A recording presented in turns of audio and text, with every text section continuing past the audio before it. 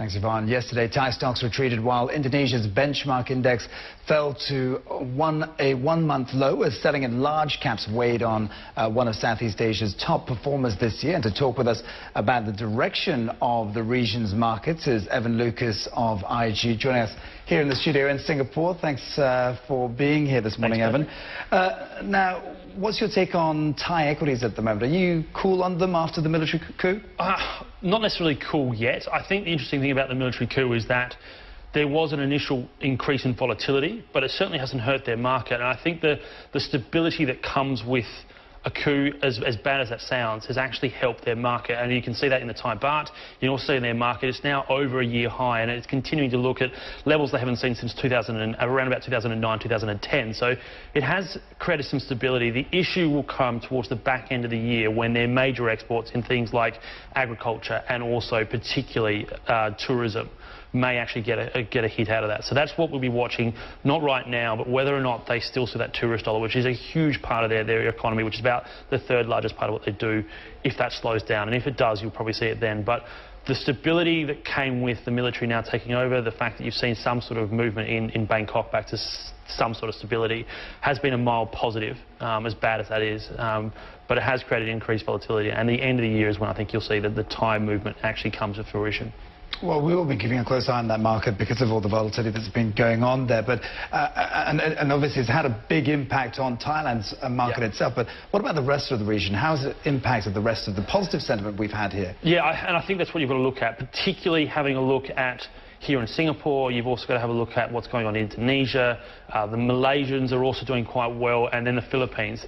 Thailand, unfortunately, has become a little bit of an isolated situation, and their volatility has certainly created an upside to those other sides markets. I think the ASEAN region as a whole has a very positive outlook. It's certainly over the last 5 years developed itself into a real services hub, and there's no doubt that's driven some of those major players that I just discussed.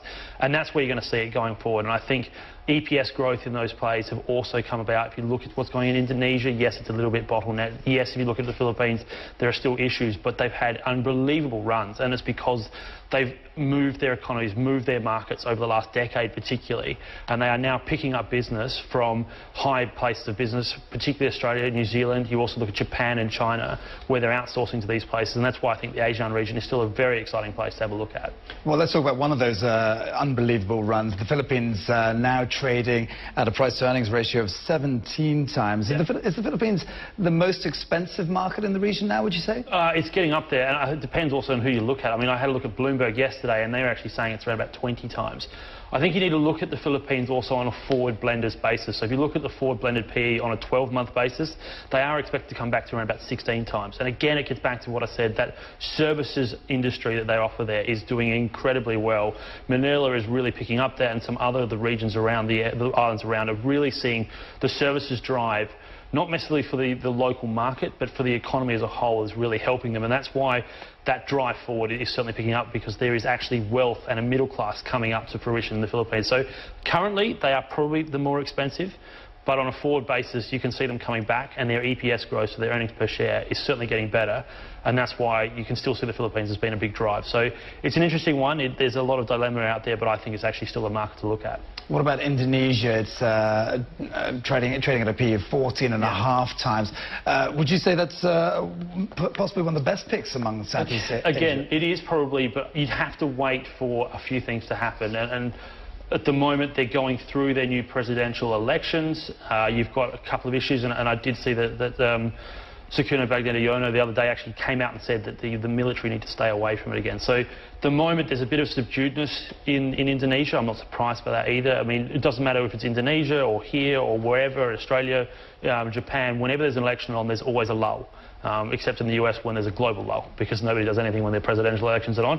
And for that reason, I think you're not going to see a movement for a little while. I think also the issue around their aluminium and their nickel changes to their laws with regards to exports and having that all done in their country is creating a little bit of a backlog, and that also needs to filter out. So there are a few things about Indonesia to fix. Again, it's a very exciting market. It's certainly a very interesting emerging market. I would be, if it was me, looking sort of again towards, as I said before, probably Malaysia and the Philippines for a little bit more safety at the moment until we see the election being done. You talked about the infrastructure bottlenecks there being the problem there. But turning to the election issue, we saw how the elections had an incredible effect on India recently. Do you think a strong win and a strong positive result in Indonesia will have a big positive impact for the market there as well? Possibly, and I think the leading candidate, Yoko, he's the one to watch.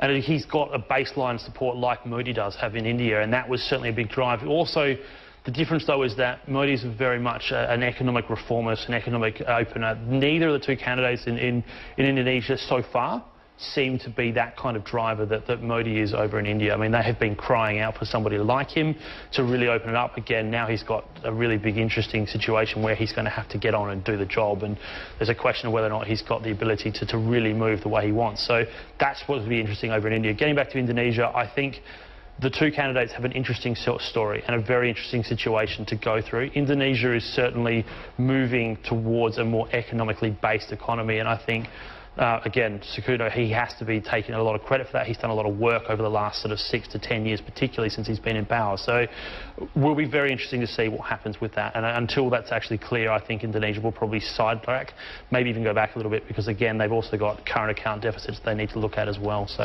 okay, so both those candidates possibly needing to express their economic platforms a little bit clearer. Anyway, thank you very much indeed for being here with us, Evan. Evan Lucas there of IG joining us to talk about markets in Southeast Asia. It is time for a breather.